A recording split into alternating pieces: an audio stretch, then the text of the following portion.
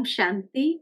आज 23 अप्रैल 2021 के मधुर महावाक्य है और आज की मुरली का गीत है, तुम्हें पाके हमने सारे जहां को पा लिया। और उसी पर बाबा के मधुर महावाक्य है कि बाबा कहे, बेहद का बाप आए हैं इतना सारा वखर लेकर, वखर यानी सामान लेकर, और बहुत बड़ी हट्टी है बाबा की, बहुत बड़ी दुकान है जहां पर ये सामान मिलता है और कहीं पर भी ये सामान नहीं मिलता है। क्या सामान लेकर के आए हैं बाबा हम बच्चों के लिए? तो बाबा ज्ञान का सागर है, सुख का सागर है, पवित्रता का सागर है, प्रेम का सागर है, आनंद का सागर है। तो ये सारा सामान हम बच्चों के लिए लेकर आए हैं। बाबा कहे, दुनिया में किसी के पास भी ये सामान नहीं है। सबसे बड़ी बात तो मनुष्य को कभी कभी पता ही नहीं चलता कि उनको जीवन में क्या चाहिए, लेकिन एक बाप के पास ही ये सारा सामान है, क्योंकि बाप इन सब का सागर है। साथ ही साथ बाबा कहे, निवृत्ति मार्ग वालों के पास भी ये सामान नहीं है, क्योंकि सन्यासी तो स्वयं ही तलाश में है कि ज्ञान प्राप्त हो जाए, शांति प्राप्त हो जाए, तो उनके पास भी ये सामान नहीं है। ये बेहद का बाप, बेहद के दादा के द्वारा हम सब बेहद के बच्चों के लिए ये लेकर के आए हैं। बाबा कहे, तुम बच्चों को मेरे पास आने का रास्ता मालूम नहीं था, इसलिए तुम मेरे पास कैसे आते? इसीलिए मुझे ये सब सामान लेकर के आना पड़ता है, तभी मैं तुमको दे सकता। सुनते हैं बाबा के मधुर महावाक्य। ओम शांति। मीठे बच्चे, बाप की ये वंडरफुल हट्टी दुकान है जिस पर सब वैरायटी सामान मिलता है। उस हट्टी के तुम मालिक हो। बाबा ने आते ही हमको इस हट्टी के भी मालिक बना दिया है। प्रश्न है, इस वंडरफुल दुकानदार की कॉपी कोई भी नहीं कर सकता है। क्यों? उत्तर है, क्योंकि यह स्वयं ही सर्व खजानों का भंडार है। ज्ञान का, सुख का, शांति का, पवित्रता का, सर्व चीजों का सागर है। जिसको जो चाहिए वह मिल सकता है। निवृत्ति मार्ग वालों के पास ये सामान मिल नहीं सकता।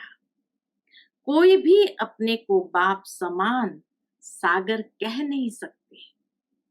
आज की मुरली का गीत है, तुम्हें पाके हमने सारे जहां को पा लिया, जमीन तो क्या आसमान को पा लिया। ओम शांति।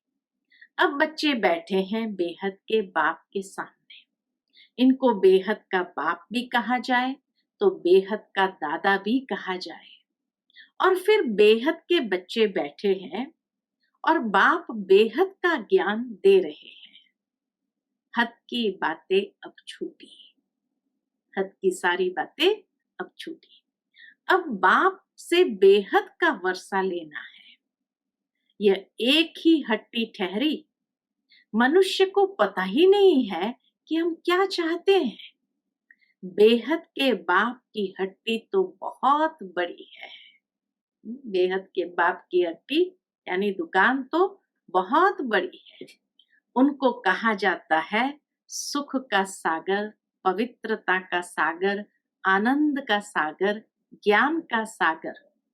कोई दुकानदार होता है तो उनके पास बहुत वैरायटी होती है। दुनिया में भी कोई दुकानदार ऐसा होता है, मॉल का मालिक हो तो उनके पास बहुत वैरायटी होती है। तो यह है बेहद का बाप। इनके पास भी वैरायटी सामान है। क्या क्या है? बाबा ज्ञान का सागर, सुख का, शांति का सागर है। उनके पास ये वंडरफुल अलौकिक सामान है, स्थूल सामान नहीं है। बाबा कहे उनके पास ये वंडरफुल अलौकिक सामान है। फिर गाया भी जाता है सुख करता। यह एक ही दुकान ठहरी और तो कोई का ऐसा दुकान है नहीं। बाबा के जैसा दुकान और किसी के पास है नहीं। ब्रह्मा विष्णु शंकर के पास क्या सामान है, पूछते बाबा। ब्रह्मा विष्णु शंकर के पास क्या सामान है? कुछ भी नहीं। सबसे ऊंचा सामान है बाप के पास, इसलिए उनकी महिमा गाई जाती है। क्या गाते हैं? त्वमेव माताश्च पिता त्वमेव, त्वमेव बंधुश्च सखा त्वमेव, त्वमेव विद्या द्रविणम त्वमेव, त्वमेव सर्वम मम देव देव। ऐसी महिमा कभी किसकी गाई नहीं जाती। मनुष्य शांति के लिए भटकते रहते हैं। कोई को दवाई चाहिए, कोई को कुछ चाहिए, वह सब हद की दुकान है। सारी दुनिया में सबके पास हद की चीजें हैं। ये एक ही बाप है जिसके पास बेहद की चीजें हैं, इसलिए उसकी महिमा भी गाई जाती है। क्या महिमा गाते हैं? पतित पावन है, लिबरेटर है, ज्ञान का सागर, आनंद का सागर है। यह सब वैरायटी वखर यानी सामान है। लिस्ट लिखेंगे तो बहुत हो जाएगी, इतना सामान है बाबा के पास।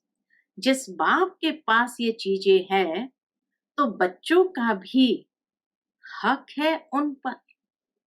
उन चीजों पर बच्चों का भी हक है। तो इसीलिए बाबा के जिस बाप के पास ये चीजें है तो बच्चों का भी हक है उन पर। परंतु यह किसकी बुद्धि में नहीं आता कि जब ऐसे बाप के हम बच्चे हैं तो बाप की चीजों के हम मालिक होने चाहिए। बाप आते भी है भारत में। बाप के पास जो सब चीजें हैं वे जरूर ले आएंगे। उनके पास लेने लिए तो जा नहीं सकते। किसी ने परमधाम का रास्ता देखा ही नहीं, तो उनके पास लेने के लिए तो जा नहीं सकते। बाप कहते मुझे आना पड़ता है। कल्प कल्प कल्प के संगम पर मैं आकर तुमको सब चीजें दे जाता हूँ। हम जो तुमको वखर देता हूँ, बाबा कहे हम जो तुमको वखर देता हूँ वह फिर कभी नहीं मिल सकता। आधा कल्प के लिए तुम्हारे भंडारे भर जाते हैं। ऐसी कोई अप्राप्त वस्तु नहीं रहती जिसके लिए पुकारना पड़े। ड्रामा प्लान अनुसार तुम सब वर्षा लेकर फिर धीरे धीरे सीढ़ी उतरते हो। सारा सामान भर लिया, फिर धीरे धीरे सीढ़ी नीचे उतरते हो। पुनर्जन्म भी जरूर लेना पड़े, 84 जन्म भी लेना है। 84 का चक्र कहते हैं, परंतु अर्थ नहीं समझते। 84 के बदले 84 लाख जन्म क्या देते हैं? माया भूल करा देती है। यह अभी तुम समझते हो, फिर तो यह सब भूल जाएंगे। इस समय वक्खर लेते हैं, सतयुग में राजाई करते हैं, परंतु उन्हों को यह पता नहीं रहता कि यह राजाई हमको किसने दी। लक्ष्मी नारायण का राज्य कब था? स्वर्ग के सुख गाए भी जाते हैं, सब किस्म के सुख देते हैं। बाबा आकर कितने किस्म के सुख भी देते हैं। इससे जास्ती कोई सुख होता नहीं। इतना सुख दे देता है स्वर्ग में, जो इससे जास्ती सुख कोई होता नहीं। फिर वह सुख भी प्राय लोप हो जाता है। आधा कल्प के बाद रावण आकर सब सुख छीन लेते हैं। इसको गुस्सा करते हैं तो कहते हैं तेरी कला काया ही खत्म हो गई है। तुम भी जो सर्व गुण संपन्न 16 कला संपूर्ण थे, वह कलाएं सब खत्म हो गई है। एक बाप के सिवाय और कोई की इतनी महिमा नहीं है। कहते हैं ना, पैसा हो तो लड़का ना घूम कर आओ। कोई स्थान होगा ऐसा तो बाबा कहे, कहावत है कि पैसा हो तो लड़का ना घूम करके आओ। तुम विचार करो कि स्वर्ग में कितना कि चार धन माल था, अभी वह थोड़ी है, सब गुम हो जाता है। धर्म भ्रष्ट कर्म भ्रष्ट बन जाते हैं तो धन माल भी गुम हो जाता है, फिर नीचे गिरने लग पड़ते हैं। बाप समझाते हैं, तुमको इतना धन दिया, तुमको हीरे जैसा बनाया, फिर तुमने धन माल कहाँ गंवा दिया? पूछते हैं बाबा। अब फिर बाप कहते हैं कि अपना वर्षा पुरुषार्थ कर ले।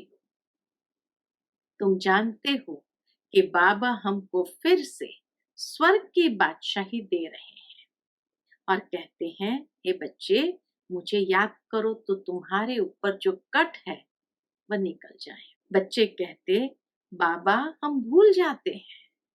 बच्चे क्या कहते, बाबा हम भूल जाते हैं।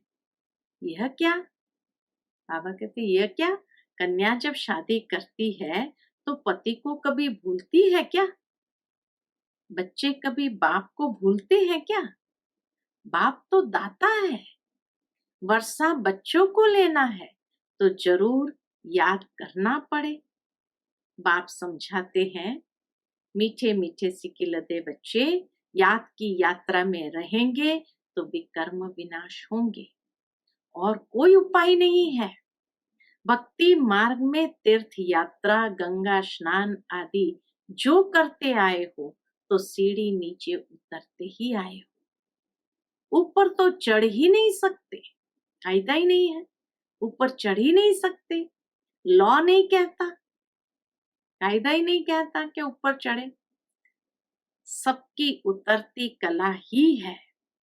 यह जो कहते हैं कि फलाना मुक्ति में गया, ये झूठ बोलते हैं। साहबा कहे, जो कहते हैं फलाना मुक्ति में गया, ये झूठ बोलते हैं। वापस कोई जा नहीं सकते। बाबा आया है तुमको 16 कला संपूर्ण बनाने। तुम ही गाते थे कि मुझ निर्गुण हारे में कोई गुण नहीं। अभी तुम जानते हो कि बाप गुणवान बनाते हैं। हम ही गुणवान पूज्य थे। हमने वर्षा लिया था, 5000 वर्ष हुए। बाप भी कहते हैं कि तुमको वर्षा देकर गए थे। शिव जयंती, रक्षाबंधन, दशहरा आदि मनाते भी है, फिर भी कुछ समझते नहीं है। सब कुछ भूल जाते हैं कि बाप आकर याद दिलाते हैं, तुम ही थे, फिर तुमने राज्य भाग के गंवाया है। बाप समझाते हैं, अब ये सारी दुनिया पुरानी जड़ जड़ीभूत है। दुनिया तो यही है, यही भारत नया था, अब पुराना हुआ है। स्वर्ग में सदा सुख होता है, फिर द्वापर से जब दुख शुरू होता है तब ये वेद शास्त्र आदि बनते हैं। भक्ति करते करते जब तुम भक्ति पूरी करो तब भगवान आए ना। ब्रह्मा का दिन, ब्रह्मा की रात, आधा आधा होगा ना। ज्ञान दिन, भक्ति रात। उन्होंने तो कल्प की आयु उल्टी सुल्टी कर दी है। तो पहले पहले तुम सबको बाप की महिमा बैठ सुनाओ। बाप ज्ञान का सागर, शांति का सागर है। कृष्ण को थोड़ी कहेंगे निराकार पतित पावन सुख का सागर, नहीं, उनकी महिमा ही अलग है। रात दिन का फर्क है। शिव को कहते ही है बाबा, कृष्ण बाबा अक्षर ही नहीं शोभता। कितनी बड़ी भूल है। फिर छोटी छोटी भूलें करते 100% भूल गए हैं। बाप कहते हैं, सन्यासियों से कभी ये सौदा मिल न सके। ये ज्ञान का सौदा, शक्तियों का सौदा, आनंद का सौदा, शांति का सौदा मिल न सके। वह है ही निवृत्ति मार्ग के। तुम हो प्रवृत्ति मार्ग वाले। तुम संपूर्ण निर्विकारी थे। वाइसलेस वर्ल्ड थी, यह है विशस वर्ल्ड। फिर कहते हैं, क्या सतयुग में बच्चे पैदा नहीं होते? वहां भी तो विकार थे। अरे वह है ही संपूर्ण निर्विकारी दुनिया। संपूर्ण निर्विकारी फिर विकारी कैसे हो सकते? पूछते बाबा, संपूर्ण निर्विकारी फिर विकारी हो कैसे सकते? फिर सतयुग में सब इतने मनुष्य हो, ये कैसे हो सकता? वहां इतने मनुष्य थोड़ी होते हैं। भारत के सिवाय और कोई खंड नहीं होंगे। वह कहते भी है, हम मान नहीं सकते। दुनिया तो सदैव भरी हुई रहती है, कुछ भी समझते नहीं। बाप समझाते हैं कि भारत गोल्डन एज था, अब तो आयरन एज पत्थर बुद्धि है। अब तुम बच्चों ने ड्रामा को समझ लिया है।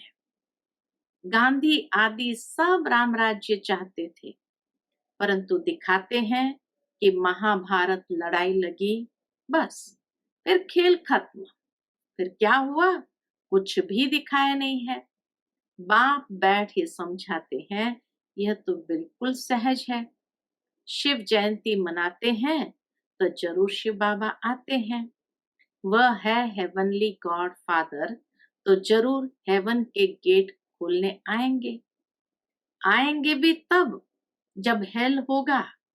हेवन के द्वार खोल हेल के बंद कर देंगे। हेवन के द्वार खुले तो जरूर सब हेवन में ही आएंगे। यह बातें कोई डिफिकल्ट नहीं है। महिमा सिर्फ एक बाप की है। शिव बाबा की एक ही हट्टी है, वह है बेहद का बाप।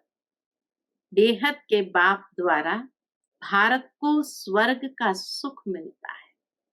बेहद के बाप के द्वारा भारत को स्वर्ग का सुख मिलता है।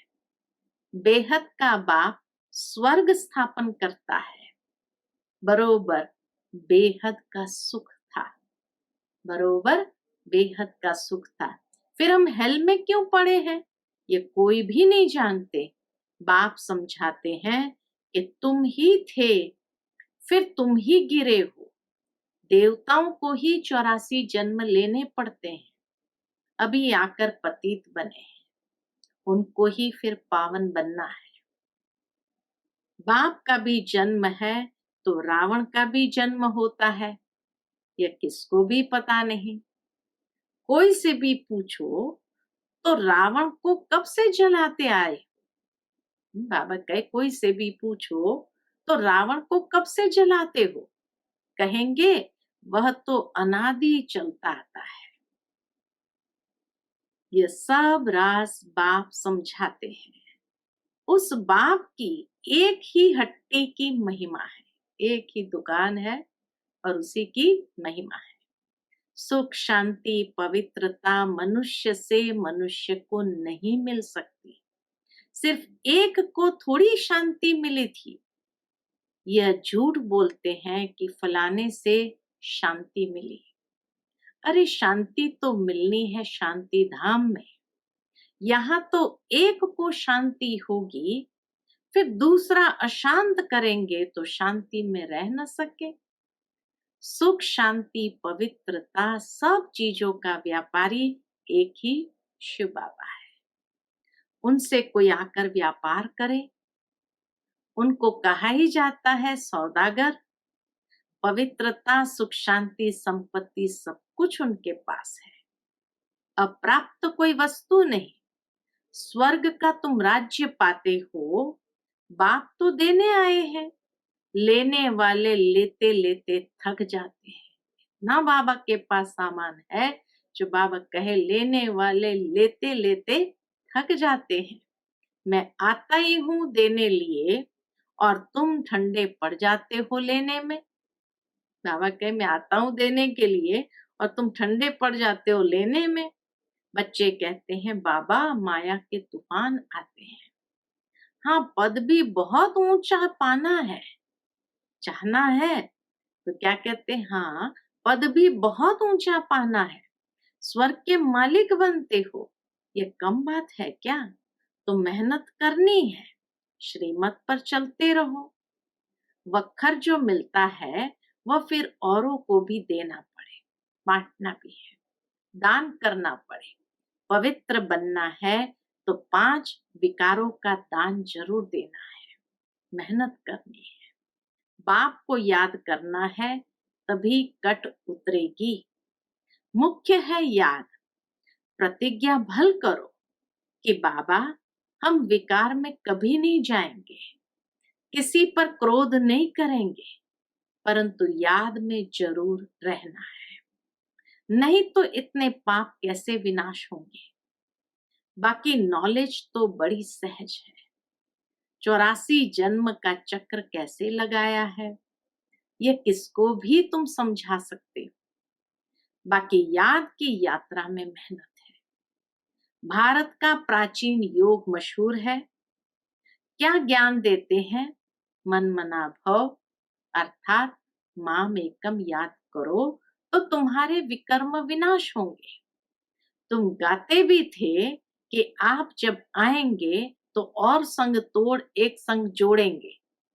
बाबा स्मृति दिलाते हैं कि तुम गाते थे कि आप जब आएंगे तो और संग तोड़ एक संग जोड़ेंगे, तुम पर बलिहार जाएंगे, तेरे सिवाय और कोई को याद नहीं करेंगे। प्रतिज्ञा की है, फिर भूल क्यों जाते हो? कहते भी है हथ कारडे दिल यार दे। कर्म योगी तो तुम हो, धंधा आदि करते बुद्धि योग बाप से लगाना है। माशुक बाप खुद कहते हैं, तुम आशिकों ने आधा कल्प याद किया है, अब मैं आया हूं, मुझे याद करो। ये याद ही घड़ी घड़ी भूल जाते हैं। इसमें ही मेहनत है। कर्मातीत अवस्था हो जाए तो फिर ये शरीर ही छोड़ना पड़े। जब राजधानी स्थापन हो जाएगी तब तुम कर्मातीत अवस्था को पाएंगे। अभी तो सभी पुरुषार्थी है। अभी तो सभी पुरुषार्थी है। सबसे जास्ती मम्मा बाबा याद करते हैं। सूक्ष्म वतन में भी वे देखने में आते हैं।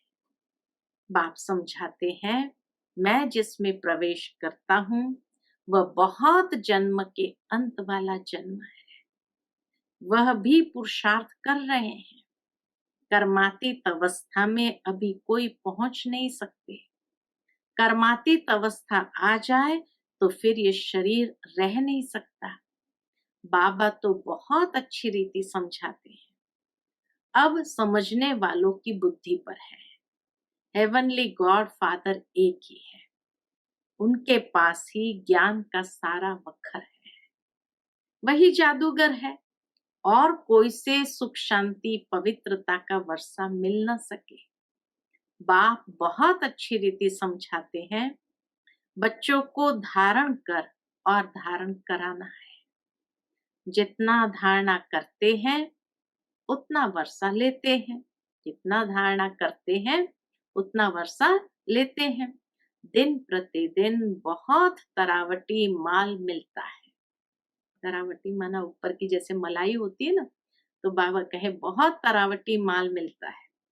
लक्ष्मी नारायण देखो कितने मीठे हैं, उन जैसा मीठा बनना चाहिए। अच्छा, मीठे मीठे सिकिलते बच्चों प्रति माता पिता बाप दादा का याद प्यार और गुड मॉर्निंग।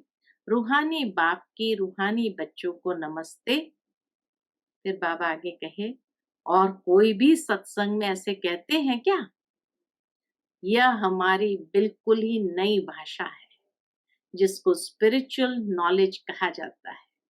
अच्छा, हम सब रूहानी बच्चों की रूहानी माता पिता बाप दादा को याद प्यार गुड मॉर्निंग और नमस्ते नमस्ते।